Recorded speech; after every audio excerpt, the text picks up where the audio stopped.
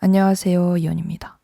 작년에 투자 열풍이 굉장히 강하게 불었었잖아요. 근데 그때 20대 때 여행 다녀올 돈으로 저축을 열심히 하면 나중에 더 여유롭게 좋은 곳에서 여행을 할 수 있다라든지 여행에 쓰는 돈이 참 아깝다라는 식으로 말하는 콘텐츠와 사람들을 많이 봤어요.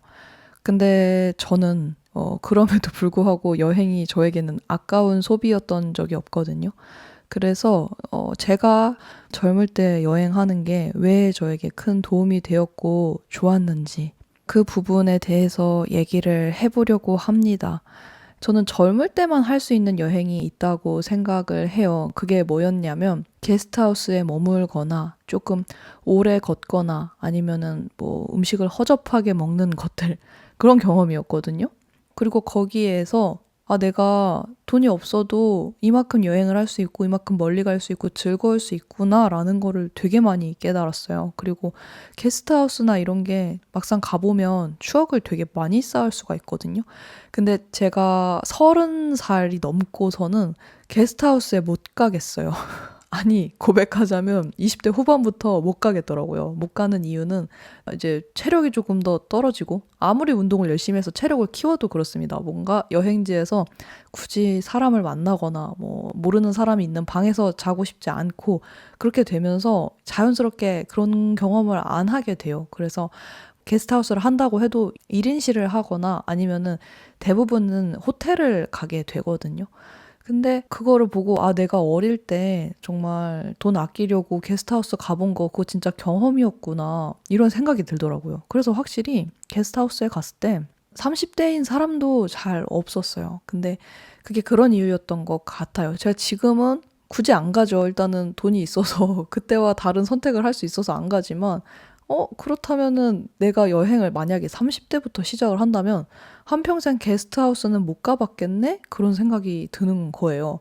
그리고 저는 에어비앤비에서도 많이 경험을 해봤는데 에어비앤비도 집 전체를 빌리는 경우가 있고 개인실 해서 이제 집주인이랑 같이 지내는 경우도 있어요. 근데 그런 것도 되게 재밌는 경험이잖아요. 근데 제가 정말 여행을 많이 안 해봤다면 그런 거를 해볼 용기도 못 냈을 것 같아요. 그런 것들이 경험치의 차이인 것 같더라고요. 그래서 젊을 때만 할 수 있는 게 분명히 있어요.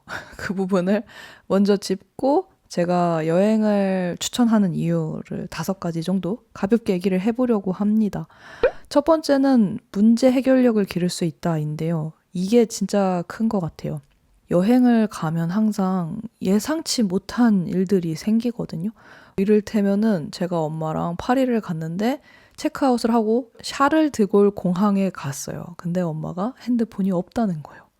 어딨냐고 물어보니까 에어비앤비 화장실에 두고 왔대요. 게임을 하다가 놓고 온 거죠. 몰랐던 거죠. 그걸 공항 갈 때까지. 그러면은 이제 비행기를 타야 되는데 멘붕이 오잖아요. 그럴 때라든가 아니면은 비행기랑 이런 걸 예매를 했는데 제가 이제 스페인에 가려고 했거든요. 근데 핀란드를 경유하는 일정이었는데 핀란드에 폭설이 내렸다는 거예요. 4월인데. 그래서 전날인데 비행기 표가 없는 상황?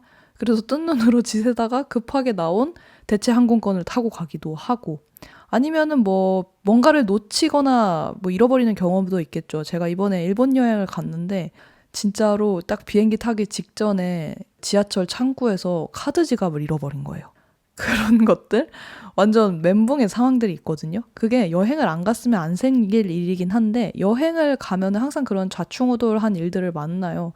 근데 거기서 저는 아까 말했던 상황들을 사실은 전부 다 감사하게도 해결을 했어요. 핸드폰은 에어비앤비 집주인이 국제 우편으로 보내줬고요. 그리고 아까 말한 대로 비행기는 잘 타고 오히려 제가 원래 타고 싶었던 항공기로 잘 타고 갔고요. 그리고 카드 지갑도 영무원한테 물어서 잘 찾았어요. 그렇게 어떤 일들을 겪으면서 그리고 그거를 영어로 하면서 아니면 손짓, 발짓, 몸짓을 쓰면서 그거를 해결하는 과정이 되게 저를 성장시키더라고요. 사실 우리가 살면서 삶 전체도 크게 보면은 여행이라고 볼 수 있는데 그 안에서 크고 작은 문제들이 생기잖아요. 근데 그런 것들에 그렇게 당황하지 않고 대처할 수 있는 강인한 능력이 저는 여행에서 굉장히 많이 훈련이 되고 생긴다고 생각을 합니다. 그리고 두 번째로는 자유롭다인데요. 이게 여행을 가면 자유로워요 라는 이야기가 아니고 생각이 조금 더 넓어져요. 근데 다양한 문화를 보고 세계를 보고 환경을 봐서 넓어지는 게 아니고요.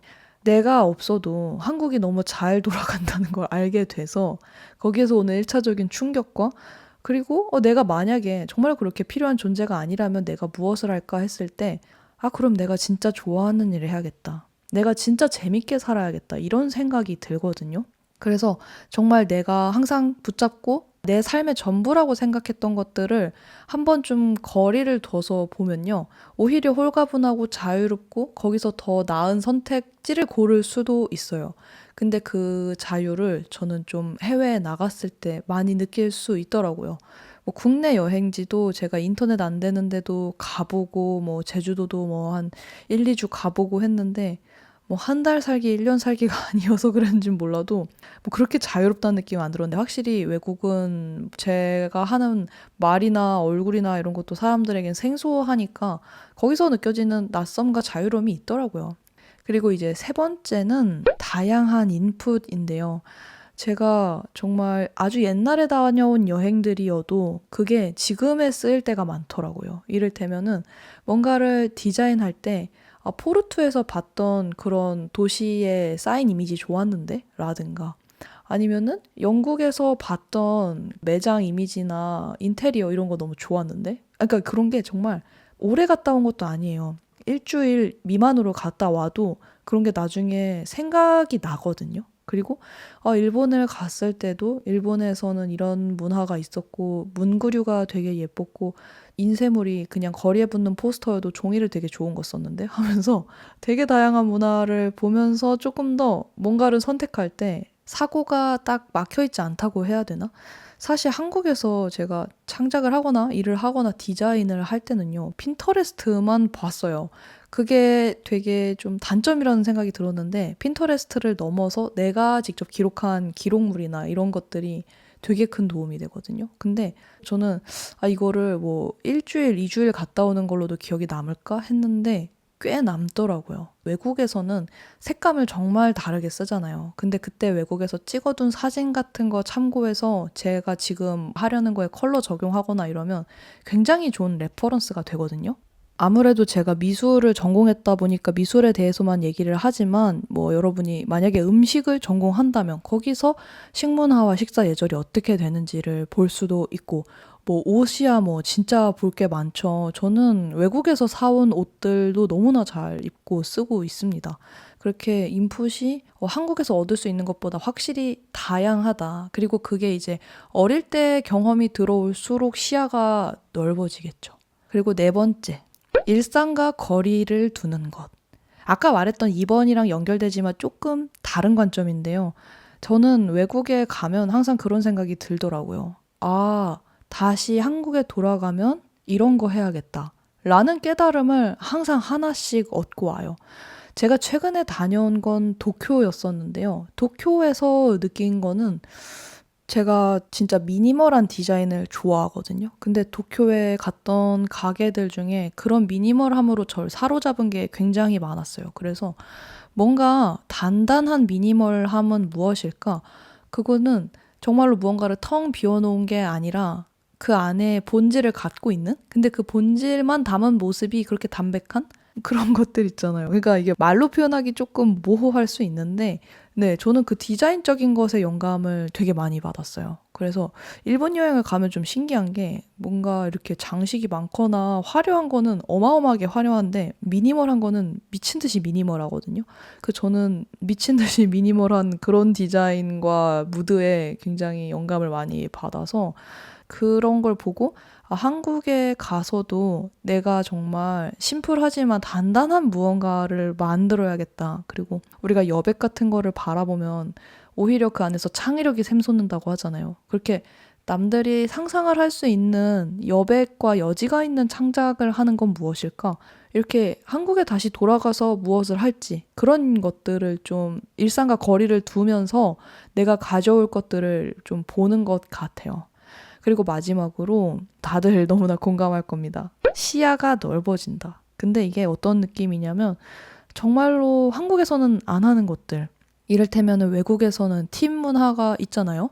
그런 팁을 주는 것도 처음에는 아니 내가 이거를 이용했는데 팁까지 왜 내? 했는데 한국에서도 종종 아 이런 거 너무 감사하다. 팁 같은 걸 남기고 싶다 하는 순간들이 있더라고요. 그리고 아 그런 게 외국의 어떤 존중에서 출발한 문화였을 수도 있겠다. 막 그런 생각이 들면서 뭐 그런 거를 배우기도 하고요. 물론 저는 이제 막 길게 체류한 적은 없고 여행객이었으니까 그렇게 생각했지만 그리고 많이들 공감하실 텐데 한국이 얼마나 좋은 곳이었는가 이거를 이제 시야가 넓어지면 보여요.